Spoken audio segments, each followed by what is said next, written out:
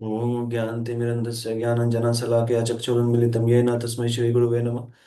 श्रीचैतन्यमनोभीष्टं स्थापितं येन भूतले स्वयं रूपा कदा मह्यं ददाति स्वपदान्तिकं। वन्देऽहं श्रीगुरू श्रीयुतापदकमलं श्रीगुरुर्वैष्णवांश्च श्रीरूपं साग्रजातं सहगणं तं तं तं सजीवं साद्वैतं सावधूतं परिजनसहितं कृष्णचैतन्यदेवं श्रीराधाकृष्णपादान् सहगणं ललिता श्रीविशाखान्वितांश्च। नमः ओं विष्णुपादाय कृष्णपृष्ठाय भूतले श्रीमते भक्ति वेदांत स्वामी नितनामिने नमस्ते सरस्वते देवे गौरवाणी प्रचारिणे निर्विशेष शून्यवादी पाश्चात्य देश तारिणे नमो महावदन्याय कृष्ण प्रेम प्रदायते कृष्णाय कृष्ण चैतन्य नामिने गौरतुषे नमः। हे कृष्णा करुणा सिंधु दीनबंधु जगतपते गोपेश गोपिका कांता श्री राधा कांता नमस्तुते। तप्त कांचन गौरांगी राधे वृंदावनेश्वरी वृषभानुसुते देवी प्रणमामि हरिप्रिये वाञ्छाकल्पतरुभ्यश्च कृपा सिन्धु भयेव च पतितानां पावनेभ्यो वैष्णवेभ्यो नमो नमः। जय श्री कृष्ण चैतन्य प्रभु नित्यानंद श्री अद्वैत गदाधर श्रीवासादि गौर भक्तवृंद। हरे कृष्ण कृष्ण कृष्ण हरे हरे, हरे राम हरे राम राम राम।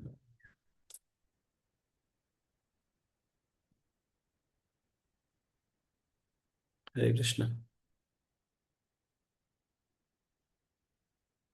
मंगलाचरण इसलिए करते हैं कि जो हम लोग पढ़ने जा रहे हैं समझ में आए। भगवान से गुरु से प्रार्थना करते हैं कि हम लोग को समझ में आए कि हम लोग जो पढ़ने जा रहे हैं। इसलिए हर दिन ये मंत्र हम बोलते हैं। आप लोग को भेजे थे हम इसको पढ़ना चाहिए आपको। आज का जो श्लोक है वो 44 है। भोग ऐश्वर्य प्रसक्ता नाम तया अपरहित चेतसाम व्यवसायत्मिका बुद्धि समाधो न विधीयते। भोग ऐश्वर्य भोगैश्वर्य प्रसक्ता नाम भोग ऐश्वर्य प्रसक्ता नाम तया अपरहित चेतसाम तया अपरहित चेतसाम व्यवसायत्मिका बुद्धि समाधो न विधीयते। ये जो श्लोक है बहुत प्रैक्टिकली आप इसको अपने जीवन में उतार सकते हैं। आज जो हम लोग पढ़ेंगे वो ये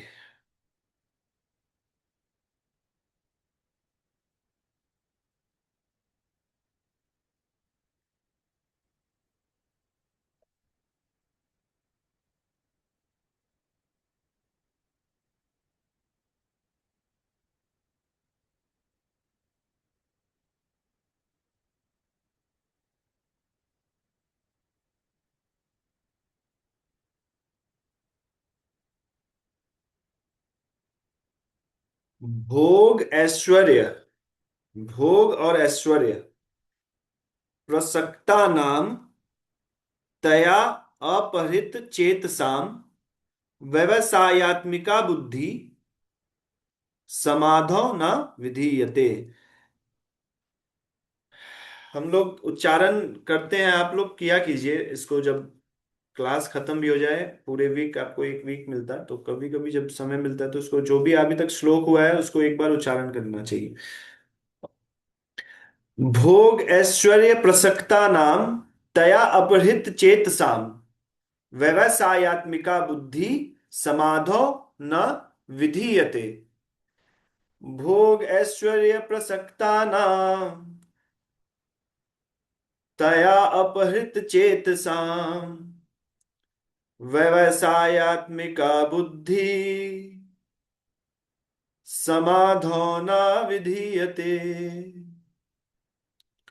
भोगैश्वर्य प्रसक्ता नाम तया अपहृत चेतसा व्यवसायत्मिका बुद्धि समाधो न विधीयते। भोग यानी भौतिक भोग, ऐश्वर्य तथा ऐश्वर्य के प्रति, प्रसक्ता नाम आसक्तों के लिए, प्रसक्ता नाम, जो आसक्त हैं वैसे लोगों के लिए, तया ऐसी वस्तुओं से, अपहृत चेतसा मोह ग्रसित चित्त वाले, व्यवसायत्मिका बुद्धि, फिक्स्ड इंटेलिजेंस दृढ़ निश्चय वाली बुद्धि, भगवान की भक्ति, समाधौ नियंत्रित मन में समाधि में स्थित, न कभी नहीं विधीयते घटित होता है। प्रभुपाद जी जो सार है वो सीधा लिखते हैं, हम लोग इसको डिटेल में पढ़ेंगे अलग अलग आचार्य से। ये बहुत इंपॉर्टेंट श्लोक है, ये श्लोक आपको हर समय याद रहना चाहिए कि, क्योंकि ये जो इंटरनल फाइट है वो हर समय चलता रहता है मन में और बुद्धि में। मन के ही स्तर में रहता है कि ये सही है कि गलत, पता नहीं क्या है, फिर बुद्धि उसमें अप्लाई किया जाता है कि अच्छा ये सही हो सकता है। तो ये जो है हमारा जो चित्त है, वो भोग और ऐश्वर्य में लगा है कि नहीं लगा है, जो हम क्रिया कर रहे हैं वो किस कारण से कर रहे हैं, ये हम लोग को एनालाइज हमेशा करना चाहिए। तो ये बहुत प्रेरणादायक श्लोक है। जैसे देखिए पिछले दो श्लोक में हम लोग 43 और 44 में हम लोग क्या पढ़े हैं, हम लोग पढ़े हैं कि जो जिनका फिक्स्ड इंटेलिजेंस नहीं होता है, जिनका मन जो है भोगों में लगा रहता है, वो पुष्पिताम वाचम, मतलब जो फ्लावरी वर्ड्स में, जो वेदों के कर्म कांड में जिससे भोग मिलेगा, हजारों साल हम लोग जीवित रहेंगे, बहुत अच्छा जीवन रहेगा, मतलब जो भी भोग जिससे प्राप्त हो सकता है, वैसे चीजों में वेद के हमारा मन लगा हुआ रहता है। तो वैसे वैसे लोगों के लिए है ये, मतलब हमारे लिए है ये, जिनका मन कहाँ लगा है, भोग और ऐश्वर्य में लगा है, उनके लिए ये श्लोक है। तो पिछले दो श्लोक में जो ये बताया गया है क्वालिफिकेशंस, जिसका जो फिक्स्ड नहीं है, जो जिसका जो अव्यवसायित है ना, पिछला श्लोक अव्यवसायित का है ना, एक वर्ड है अव्यवसायी नाम, वो उसका मतलब क्या है कि जो फिक्स्ड इंटेलिजेंस नहीं है, जिसका मन फ्लावरी वर्ड्स में, वेदों के फ्लावरी वर्ड्स में लगा है, जिनका मन भोग और ऐश्वर्य में लगा है, उनके लिए है। तो ये जो श्लोक हम लोग देख रहे हैं, इसमें जो तया है वर्ड, ये तया उनके लिए ही आया। तया मतलब पिछले दो श्लोकों में जिनका क्वालिफिकेशन बताया गया उनका मतलब, उन मधु पुष्पित वाक्यों के द्वारा, मतलब किन मधु पुष्पित वाक्य, जो वाक्य हम लोग अभी पिछला पढ़े हैं हम लोग, फ्लावरी वर्ड्स, वेदों के उस पार्ट से, कर्म कांड वाले पार्ट से, जिससे हम लोग भोग और ऐश्वर्य मिलता है। तया ये उसके बारे में बताया कि ऐसे वस्तुओं से जिससे मुझे भोग और ऐश्वर्य मिले। ये वेदों का अहंकारिक भाषा है, इसको ऐसे बोलते हैं। तो तया अपहृत चेतसाम, हम लोग पहले ये लिख रहे हैं, तया अपहृत चेतसाम। अपहृत चेतसाम मतलब अपहृत चित्त वाले, मतलब मोह ग्रसित चित्त वाले, जिनका मन जो है वो मोह से ग्रसित है, वैसे चित्त वाले, मतलब जिनका चित्त का अपहरण हो गया है। अपहृत मतलब जिनके चित्त का अपहरण हो गया है। किससे? तो भोग ऐश्वर्य प्रसक्ता नाम, मतलब भोग और ऐश्वर्य में आसक्त व्यक्तियों की।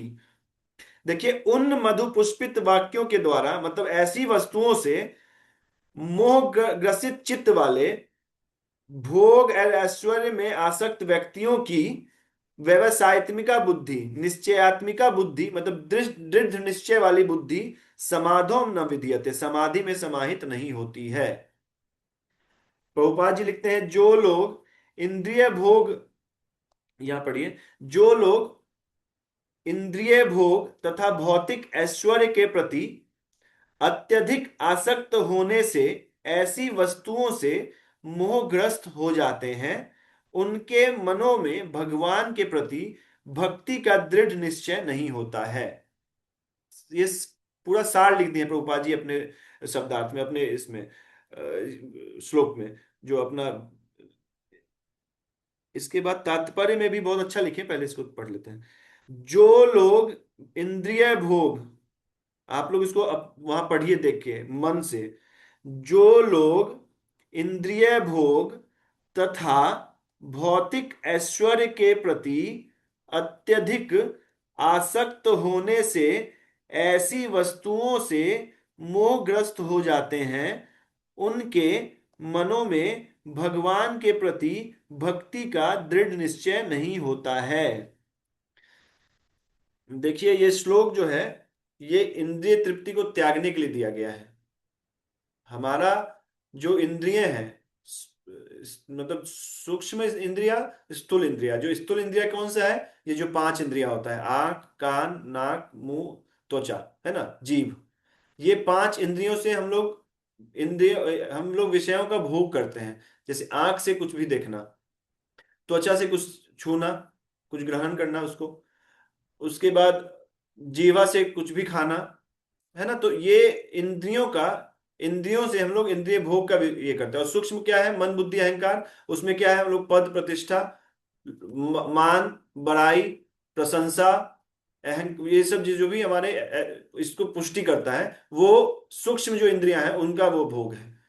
जैसे क्या क्या उसमें लिखे हैं कि सुख देने वाला चीज, जैसे मान प्रतिष्ठा, नाम की बड़ाई, लोग पूजा, जैसे वाहवाही हो, मेरा बड़ाई हो, ये बहुत अच्छा दिखता है, बहुत सुंदर दिखता है, ये बहुत स्मार्ट है, बहुत ये भक्त है, ये भी एक मान बड़ाई है कि ये तो भक्त है, ये तो भगवान के भक्ति में लगा हुआ है। तो ये सब अहंकार का पुष्टि कर रहा है। ये सूक्ष्म जो शरीर है, सूक्ष्म जो हमारा इंद्रिया है, उसको ये सब उसके उसका ये भोग है। आपको ये दिखेगा कभी कभी कि आप इसको स्थूल रूप में आप नहीं कर रहे होंगे, कि आप ऐसा नहीं कि आप जाके नशा कर रहे हैं, ये कर रहे हैं, लेकिन ये वाले भोग से फिर आसक्त हो जाता है कि मेरा बड़ाई हो, हम दान दे तो सब मेरा, हम देखे। तभी तो इतना जो हम लोग ये जो एक कंबल को पांच नेता साथ में देते रहता है। तो इसका क्या है? वो कुछ ऐसा नहीं कि समाज सेवा ऐसा करता, वो लोग का क्या है कि ये जो अहंकार का जो पुष्टि हो रहा है ये उसके। आप देखिएगा जो आदमी अहंकारी होता है कभी कभी वो ईमानदार भी होता है, क्योंकि उसी में उसका अहंकार रहता है। ऐसा नहीं कि उसको इसका कुछ ज्ञान है कि क्यों ऐसा कर रहे हैं। हर कुछ का एक रीजन होता है, तो उसको पता नहीं मेरा स्वभाव है। क्या होता है कि आपको ये इंद्रिय, ये सारे इंद्रिय तृप्ति को त्यागने के लिए श्लोक दिया गया है।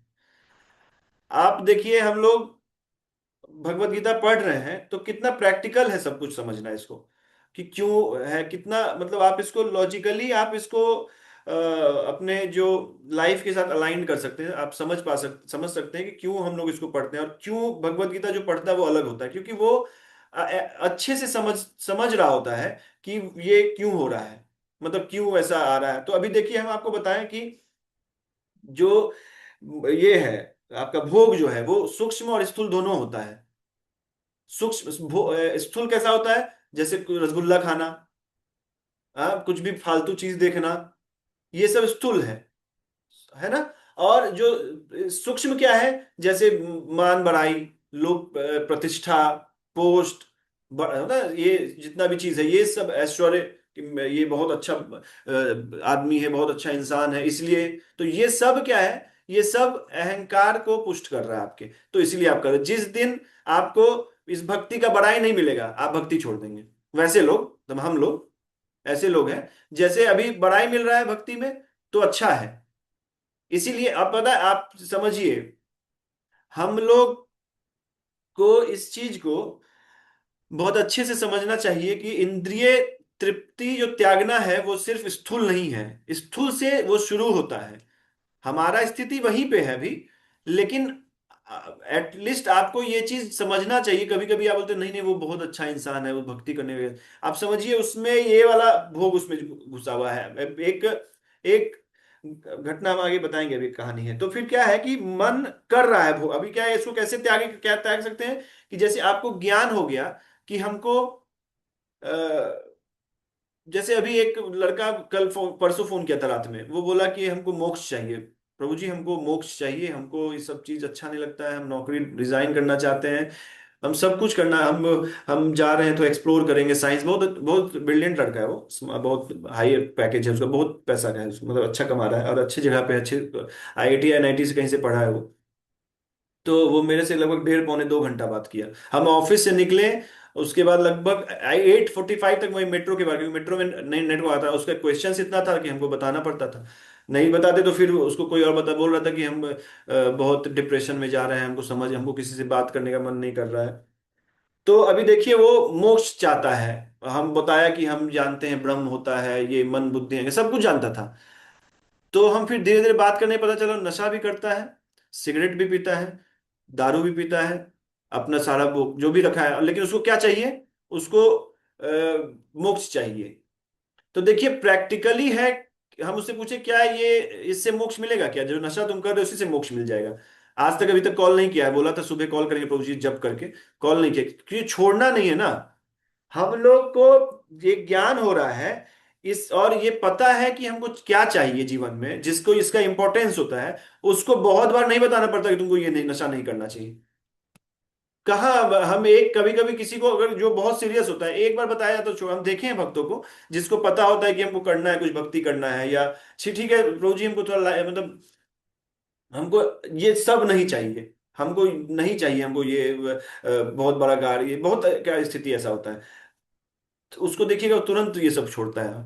उसको पता होता है कि नहीं, मतलब एकदम दृढ़ निश्चय हो जाता है वो। लेकिन जिनका भोग और ऐश्वर्य में मन लगा हुआ है, उसको उसका ये इतना निश्चय आत्मिका बुद्धि नहीं हो पाता है उसका। आप देखिए हम जिसका भोग आप, उसको थोड़े दिन अच्छा लगेगा, पढ़ेगा, और तुरंत देखेगा कि यार ये छोड़ना, ये ऐसा करना है, तुरंत वो बेचैन होने लगेगा और तुरंत छोड़ के चला जाएगा। एक्चुअली वही जो पीरियड है ना उसको क्रॉस करना पड़ता है। एक बार आप दृढ़ निश्चय कर लिए कि हाँ भगवान है और ये सबसे सही मार्ग है, तो उसको दृढ़ निश्चय कर लीजिए। फिर क्या है कि देखिए संस्कारवश आएगा, लड्डू खाने का मन करेगा, लड़कियों से बात करने का मन करेगा, आपको पॉन्स जो लोग देखते हैं उसको देख, मतलब कुछ भी गंदा करने का मन करेगा उसको। लेकिन वो उससे लड़ेगा, उसको पता है कि इसको त्यागना है, इसको त्यागना है, तभी हम इसमें फिक्स्ड रह पाएंगे, इसमें त्यागना है। तो एक्चुअली स्थूल वे में इसको पहले काम करना पड़ता है। हम लोग का स्थिति यही है, पहले स्थूल के फॉर्म में ही छोड़ना है, पहले पता चले कि एक जगह फिक्स्ड है, और फिर उसके बाद जितना भी चीज, आप समझ पा रहे हैं जो हम बोल रहे हैं, जितना भी चीज है हम लोग उसको, उससे फाइट करना पड़ता है। बार बार संस्कार आएगा, बार बार आपको तकलीफ देगा, लेकिन ऐसा नहीं है कि उसको छोड़ देना है, उससे मतलब उसको सहना चाहिए, उससे घाटा नहीं हो जाएगा।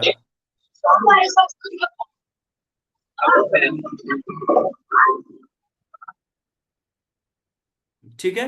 तो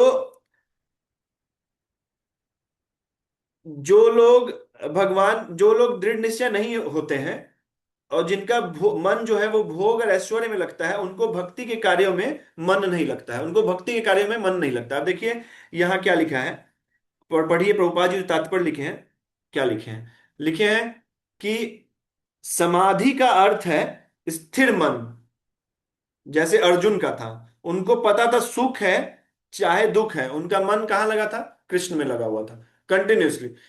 आप उनके जीवन में देखेंगे सिर्फ दुख ही दुख था, लेकिन उनका मन कहाँ लगा था, भगवान में लगा हुआ था। तो वो समाधि, जब मन स्थिर हो जाए, पता है कि ये करना है।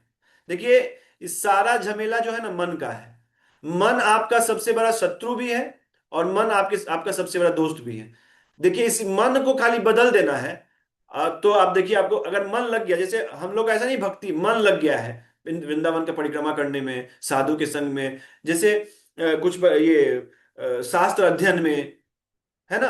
आप देखिए प्यूरिफाई करना है ना हम लोग को, हम लोग का जो इच्छा कर रहा है, मन को ही तो चेंज करना है।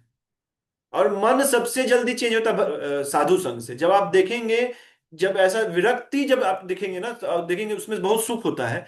तो फिर आपको लगेगा यार कम से कम इतना तो करना चाहिए। देखिए प्रभुपाद जी जो दिए हैं उसमें कितना अच्छा ये है, मतलब कितना अच्छा ये तरीका है कि कोई मूर्ख से मूर्ख आदमी चाहे कहीं भी है, किसी भी स्थिति में है, उसका धीरे धीरे मन भगवान में लगने लगता है। आप कोई सुबह मंगल आरती अटेंड किया होगा इस्कॉन में, या सुबह से लेके 8 9 बजे तक कोई रहा होगा, उसको देख, उसको समझ में आ जाएगा हम क्या बोल रहे हैं। देखिए सुबह नहा के लोग मंगल आरती करते हैं, नियर बाय मंदिर है जहाँ इस्कॉन है, हम लोग जाते हैं कभी कभी। जब वहां गोरखपुर में तो हर दिन जाते थे हम, सुबह 2:30 3 बजे पहुंच जाते थे, वहीं जब करते थे, फिर 4:30 बजे से मंगल आरती होता है।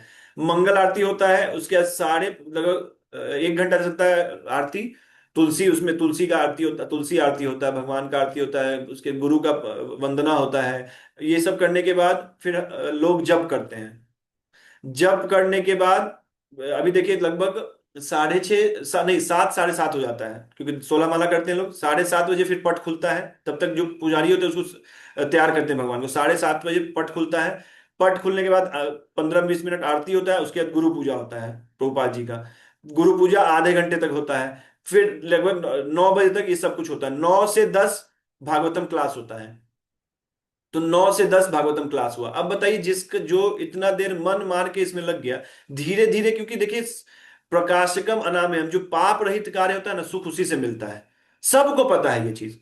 ऐसा नहीं कि है, ऐसा कि हम इमेजिनरी चीज बोल रहे हैं, सबको पता है कि जो पाप मुक्त कार्य होता है उसमें सुख मिलता है। जो लोग अभी पाप कर रहे थे, छोड़ दिए, उनको सब समझ में आ रहा होगा कि कैसे इतना सुख है। बस उसको जो झेलने का जो ये है, उसके लिए क्या चाहिए? तो ऐसा संग, ऐसा हम लोग को बीच में समय निकाल के साधु संग करना चाहिए, शास्त्र अध्ययन करना चाहिए, जब खाली समय नाम जप करना चाहिए। तो जैसे अगर देखना भी है अपने जो इच्छाएं हैं उसको कैसे कंट्रोल, अब जैसे मूवी है, तो जाके मूवी देखने, अब आपको पता है एक सीन आपके चित्त को किस तरह से ग्रसित करता है, आपको इसका अंदाजा नहीं है।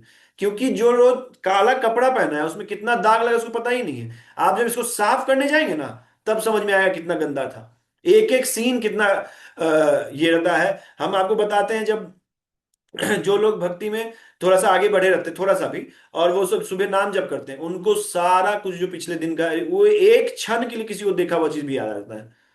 जब मन शांत होता है तो क्या होता है, ये सब क्या, अपहरित चित्त, शांत चित्त को क्या होता है, अपहरण कर लेता है, बल से उसको खींच लेता है। उसको पता है कि ये करना सही है, लेकिन कर नहीं पाता है। समझ रहे हैं आप बात को? तो समाधि का अर्थ है स्थिर मन।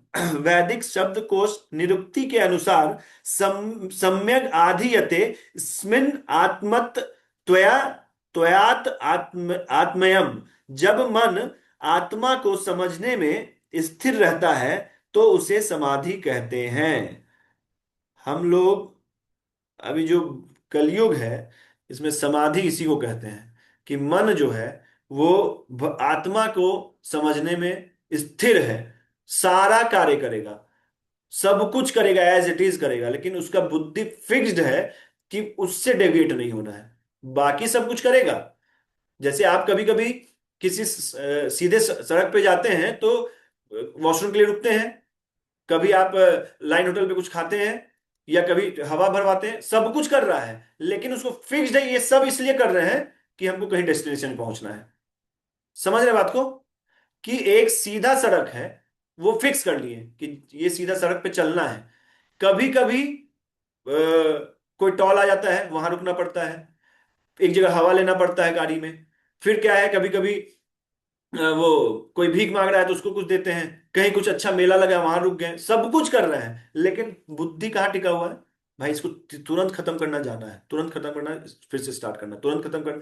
तो ये हमारे जीवन में होना चाहिए। सब कुछ करना है, पिता के प्रति, माँ के प्रति सम्मान, आदर पूर्वक उनका सेवा करना है। पत्नियों पत्नियों का, जो पति हैं उनको उनको उनका रक्षा करना है, उनको भरण पोषण करना है। पत्नी को पति का सेवा करना है। बच्चों को अच्छा संस्कार देना है, उनको अच्छा एजुकेशन देना है। लेकिन ये सब चीज कब तक? आप अब ऐसा ना हो कि उसी मेला में जाकर उसी में नौकरी करने लगे आप। समझ रहे हैं? मेला में घुसे, वही माल वो चलाने लगे, वो जो उसको क्या बोलते हैं, राउंडल क्या उसको बोलते, पता नहीं, याद नहीं आ रहा। अब उसी में जाके नौकरी करने लगे। तो बताइए उसको मूर्ख बोला जाएगा कि नहीं? कोई रुका हवा भरने के लिए, उसको छोड़ के बोला आज से हम ही हवा भरेंगे। समझ रहे बात को? अभी क्या है कि अब हम डेस्टिनेशन से खत्म, अब उसी में आसक्त। अब हवा भर रहे हैं, उसी को अच्छे से भर रहे हैं, ईमानदारी से भर रहे हैं, 1 रुपया है 1 ही रुपया अब उसी को परफेक्ट बोलने लगे हैं। यही स्थिति संसार में है। हवा भरने के लिए रुक गए हैं, हवा भर रहे हैं, हम बहुत ईमानदार है, साफ सुथरा रह रहे हैं, तो इसको भजन नहीं बोलते। आप पूरे ऑलरेडी पूरी तरह से डेविएटेड है। आपका जो डेस्टिनेशन था, आप उससे ऐसे भी, ये मनुष्य शरीर का जो डेस्टिनेशन था, आप उससे ऐसे ही भ्रमित हैं। आप उसको कितना भी परफेक्टली करिए, जो बुद्धिमान आदमी उसको मूर्ख ही कहेगा। समझ रहे हैं बात को? पूरी तरह से आप रिलेट कर रहे होंगे।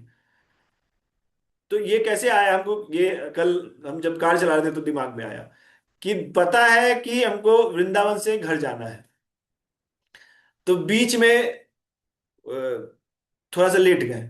अब उसी में सुख मिला, अब वो थोड़ी देर और लेट लेते हैं, फिर आगे। समझ रहे? तो इससे आदमी कैसे समझता है कि फिक्स्ड है बुद्धि, निश्चय आत्मिका बुद्धि है, और एक संकल्प लिए हैं कि इन ये भोग और ऐश्वर्य को त्यागना है, हमको ये नहीं चाहिए, क्योंकि ये बंधन है। किसी को हवा भरने में आपके सैलरी कितना पैसा लगे, मिलने लगे तो वहीं रुक जाएगा, बोले इसमें करना क्या है, बैठे रहेंगे ऐसे ही करके। मान लीजिए 1 लाख रुपए मिलने लगे तो करने लगेगा। तो उसको त्यागना है, वो चाहे 1 लाख मिले चाहे 5 लाख मिले। वो है तो अटैचमेंट ही, आपका आपका डेस्टिनेशन से आपको तो डेविएट कर ही दिया ना। तो इसीलिए हम लोग को फिक्स्ड और संकल्प लेके इसको त्यागना है। कितना भी पैसा दे रहा है भाई, उद्देश्य घर पहुंचना है, वहां परिवार है, हमको वहां पहुंचना है, वहां भगवान वेट कर रहे हैं। उसको उनको बहुत सुख मिलेगा हमको देख के, हमको बहुत सुख मिलेगा उनको देख के। हमको वहां पहुंचना है, हमको नहीं चाहिए ये सब। जब ये बुद्धि रहेगा तो संकल्प भी बन जाएगा। जब संकल्प बनेगा तो आप साधना भी कर पाएंगे। और साधना करेंगे तो अपने आप, आपको हम बार बार बोल रहे हैं, धीरे धीरे जैसे जैसे संकल्प बढ़ता है, आदमी साधना में दृढ़ होता है, वैसे वैसे उसका आध्यात्मिक ऊर्जा बढ़ता है, और वैसे वैसे उसका मन भी भगवान में लग जाता है। तो ये स्टार्टिंग का जो फेज होता है, ये इसलिए अनर्थ ये है ना वो, श्रद्धा साधु संग अनर्थ निवृत्ति, भजन क्रिया अनर्थ निवृत्ति, भजन क्रिया अनर्थ निवृत्ति। तो ये धीरे धीरे अपने आप हो जाता है। देखिए प्रैक्टिकल ही है इतना, प्रैक्टिकल चीज। अभी देखिए हम बोलते हैं कि प्रभुपाद जी क्या दिए, आप हमको सच बताइएगा।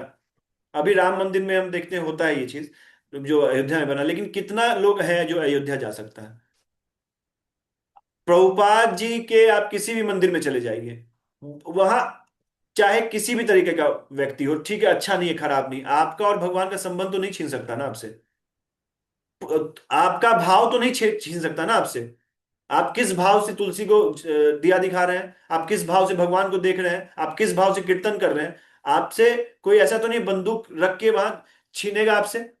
और मान लीजिए जहां तक बात है पैसा, हम डोनेशन मांगता है, ये मत दीजिए। कौन मांग रहा है आपसे बंदूक से रख के? ऐसे तो आपको अपहरित कर दिया जाएगा, ऐसा तो नहीं किडनैप कर लिया जाएगा, मत दीजिए। सम्मान पूर्वक मना कर दीजिए कि नहीं नहीं प्रभु जी, नहीं है मेरे पास। नहीं, हाँ अगर प्रसाद लेते तो जितना का प्रसाद लगता है उचित होगा उतना पैसा दे दीजिए। मान लीजिए कहीं खिचड़ी दे रहा है तो 10 रुपए दे दीजिए। इतना में तो कुछ जाता नहीं है। तो ये एक माध्यम दी है प्रभुपाद जी, जहां हम इस चीज को प्रैक्टिस कर सकते हैं। ये और कहीं नहीं है, ऐसा हम नहीं बोल रहे कि ऐसा है, और है भी तो बहुत लिमिटेड है रिसोर्सेज। जिस तरीके से अभी मंदिर बनता है, लेकिन क्या मंदिर में वो कार्य होता है जो मंदिर में होना चाहिए? उसके दिन भर का आप रूटीन देखिए, समझ रहे बात को? हाँ। तो स- अच्छे से समझ पा रहे होंगे बात को हम। तो ये इस श्लोक में क्या है, भोग ऐश्वर्य, जो लोग इंद्रिय तृप्ति और तथा भौतिक ऐश्वर्य के प्रति अत्यधिक आसक्त है। देखिए एक चीज और समझिए, एक पहले कहानी सुनाते हैं आपको।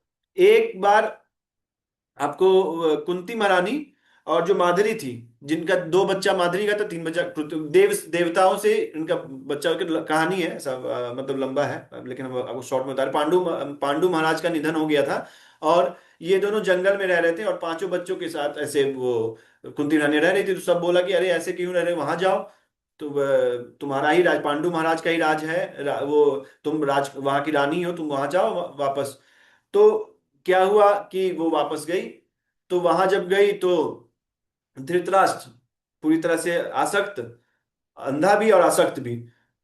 तो हम लोग का भी स्थिति यही है, बुद्धि से भी अंधा और भोग में भी आसक्त। तो यही धृतराष्ट्र को ही आप समझिए कि हम धृतराष्ट्र ही हैं। तो जब वहां गए तो वो बोले नहीं नहीं आने देंगे। तो सारे देवी देवताओं का जब उन पे प्रकोप हुआ, तो तुरंत बोले कि यस यस प्लीज आ जाइए आप वापस। उसको अलाउ किया कि ठीक है, कुंती रानी आ गई। उसके बाद उनको हर, अब इतना आसक्त थे, और उनका बुद्धि इसी में लगा हुआ था किस तरीके से इसको भगाएं। देखिए अभी समझिए एक चीज, आसक्त सब है, थोड़ा बहुत ठीक है, होना होना चाहिए, गृहस्थी आसक्ति से चलता है। यहाँ क्या लिखा है, भोग ऐश्वर्य प्रसक्ता नाम, प्रकृष्ट रूप से आसक्त, प्रकृष्ट रूपेण आसक्त को प्रकृष्टा प्रकृष्टा नाम बोला जाता है। प्रकृष्ट रूप से आसक्त है, वो इतना आसक्त है कि उसको 5 गांव नहीं दे पा रहा है। वो इतना आसक्त है कि एक स्त्री जो कि 1-1 साल का बच्चा है, उसको हर तरीके से कष्ट दे रहा है कि वो छोड़ के चले जाए, इतना आसक्त है। अभी देखिए आसक्त रहता, बोला कि भाई हम नहीं, पूरा नहीं दे पाएंगे, तुम 5 गांव ले लो, 5 ही गांव मांगा था। लेकिन क्या था स्थिति, प्रकृष्ट रूप से आसक्त था वो। तो उसको पूरे जीवन उसी में लग रहा था उसका कि किस तरह से इसको कष्ट दे, ये करे, उसी का बुद्धि बुद्धि कहाँ लगा हुआ, मन कहाँ लगा था, उसी में लगा था कि किस तरह से इसको कष्ट दे और भगा दे इसको।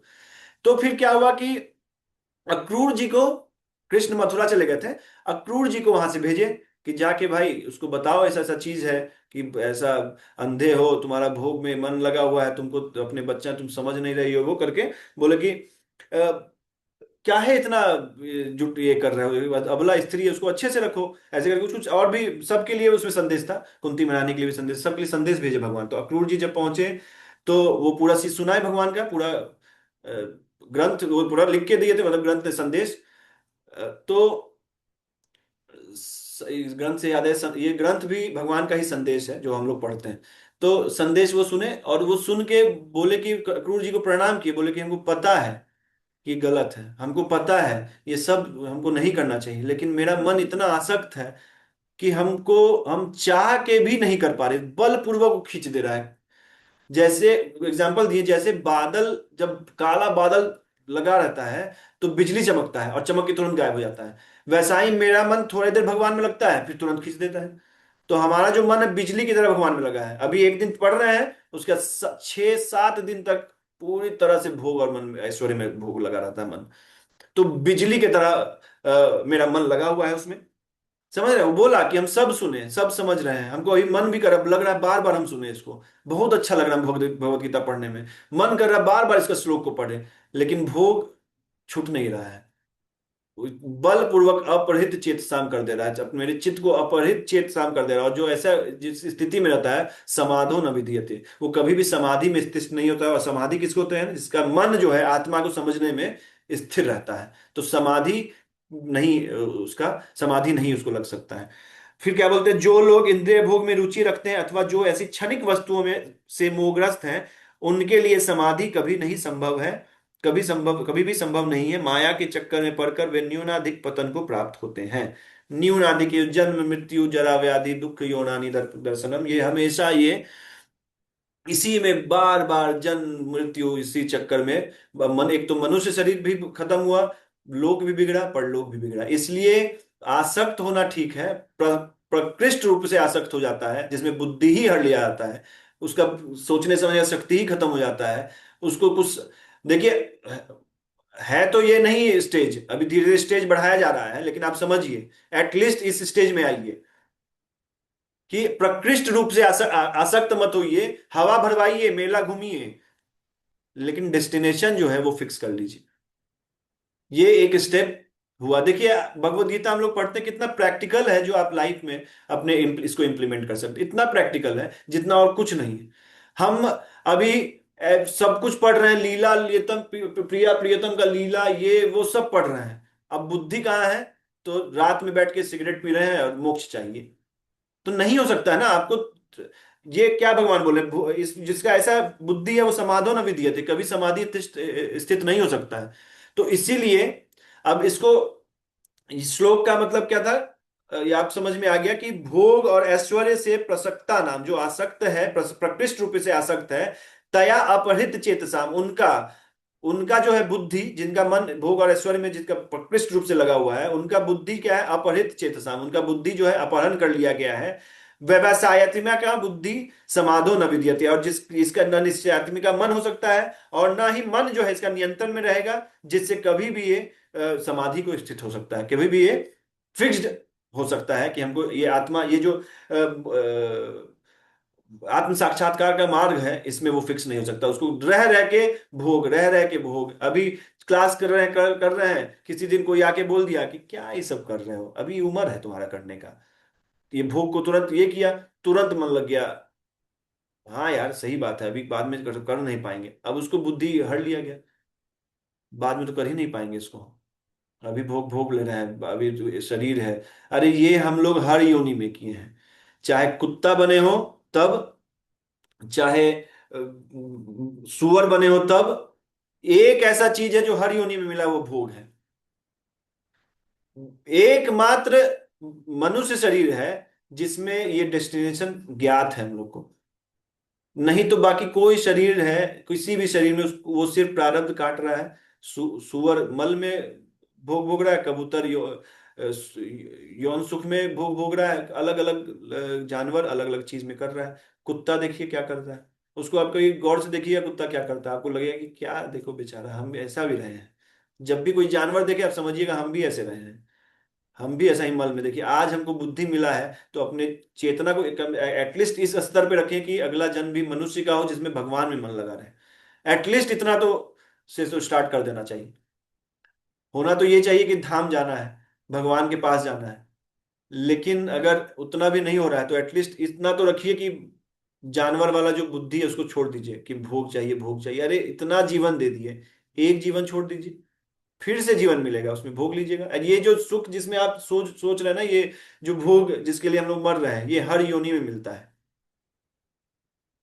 कुत्ते, कबूतर 32 टाइम्स वो यौन सुख लेता है एक दिन में, 32 टाइम्स। कोई आदमी ले पाएगा, कोई मनुष्य ले पाएगा? जितना गाय खाती है, क्या तुम खा पाओगे? क्या हम खा पाएंगे? कभी सोचिए कि हर योनि में वो चीज मिलता है। और देखिए आप कभी गौर कीजिएगा, हर एक आदमी हर एक कीड़ा भी यौन सुख में लगा हुआ है, आप देखिएगा कभी गौर कीजिए। और हम लोग का भी वही स्थिति है। चाहिए क्या? तो सुख भोग चाहिए, ऐश्वर्य चाहिए। तो ऐश्वर्य गधा को ही मिल जाता है। एक कहानी है, सुन लीजिए। एक गधा था, उसके ऊपर भगवान को फिक्स कर दिया गया सर पे। उसको घुमाया जाता था, परिक्रमा लगाया था, सब उसको खूब पूछता था, उसको तिलक लगाता था, ये वो तरह तरह की चीज, उसको खूब माला पहनाता था, ये करता था। तो उसको ऐश्वर्य मिलने लगा, खूब मजा आता था उसको। और पूरा सेवा होता था, घास कोई खिला रहा है, कोई इधर पैर दबा रहा है, सब कुछ करता था गधा का। तो एक बार क्या हुआ, कुछ दिन के बाद कोई आदमी बोला कि क्या है इसको, मूर्ति हटा दो। तो मूर्ति हटा दिया। तो गधा सोचा हम तो, भाई हमको तो सब पूछता है। फिर परिक्रमा लगाया, जहां जाता था वहां लाठी खाता था, मारता था उसको, भाग यहाँ से काय आ गया। तो देखिए भगवान को जब तक उस सिर पे रखा था, उसको ऐश्वर्य भी मिल रहा था, भोग भी मिल रहा था। और अगर कोई ऐसा इसको क्षणिक जो सुख के लिए कोई मरता रहता है ना, उसको भी भगवान को सर पे रखना चाहिए। अगर वो इस उद्देश्य से भी भोग भोगता है, अगर जैसे अगर कुछ अच्छा खाना है तो भोग लगा के खाएंगे, कुछ कहीं जाना है तो वृंदावन धाम जाएंगे, धाम जाएंगे अच्छी जगह जाएंगे, कुछ देखना है तो रामायण वो महाभारत देखेंगे, कुछ किसी से बात भी करना है तो किसी भक्त से बात करेंगे, किसी ऐसे इंसान से जो हमको भगवान से ही देखिए। अब इसका मतलब क्या है, हवा भरवाना है, मेला भी घूमना, सब करना है, कर सकते हैं, लेकिन फिक्स्ड, डेस्टिनेशन फिक्स्ड। ठीक है। तो भोग ऐश्वर्य प्रसक्ता नाम दया अपहृत चेतसाम व्यवसायत्मिका बुद्धि समाधो न विधीयते। तो समाधि एटलीस्ट हम लोग को अब फाइट स्टार्ट कर देना चाहिए स्थूल और सूक्ष्म दोनों भोग से। जो मान सम्मान बड़ाई है, देखिए भोग ऐश्वर्य से ही मिलता है। कभी कभी लोग ऐश्वर्य उसको भोगना है इसीलिए ऐश्वर्य भी चाहिए उसको। देखिए भोग और ऐश्वर्य में यही डिफरेंस, भोग आपको समझ में आ गया, पांच इंद्रियां, सूक्ष्म इंद्रियों से जो हम लोग भोग भोगते हैं। और ऐश्वर्य क्या है, जो इसका जैसे पैसा, बड़ा कार, बड़ा गाड़ी, ये वो जितना भी ऐश्वर्य आप दिखते हैं, इससे वो भोग मिलता है। ऐश्वर्य इसलिए चाहिए, कभी कभी आदमी बोलता नहीं नहीं हमको कुछ नहीं चाहिए, बड़ा कार खाली चाहिए। तो वो सब क्या है, ऐश्वर्य से फिर आसक्त होता है। सिंपल रहेगा, सब कुछ करेगा लेकिन बड़ा गाड़ी पे घूमेगा मेरी तरह, तो क्या है, आसक्त है। समझ रहे हैं बात को? तो आपको भोग और ऐश्वर्य दोनों त्यागना है, उससे अपहरण नहीं करने देना है, जाए फिर से लगाइए। और जितना ज्यादा लगाइएगा उतना ही आपको बल मिलेगा अगली बार फिर से फाइट करने में। जितना ज्यादा उधर लगाइएगा उतना ज्यादा आप हारते जाइएगा और अपहरण कर लिया जाएगा। और धृतराष्ट्र की तरह सब कुछ जानते हुए, सब कुछ करते हुए पूरा जीवन हम लोग इसी तरह से बिता लेंगे। तो हवा भी भरवाइए, मेला भी घूम लीजिए, आपको सबसे जैसे भी आचार विचार करना है कीजिए, सबसे आचरण अच्छा रखिए जो भी है, जो शास्त्र के विहित है। और फिक्स्ड बुद्धि से, निश्चय आत्मिका बुद्धि और संकल्प आत्मिका मन, इन दोनों को जोड़ते हुए भगवान के लिए, भगवान के सेवा के लिए हमेशा तत्पर रहिए। हरे कृष्णा। शिला प्रभुपाद की जय।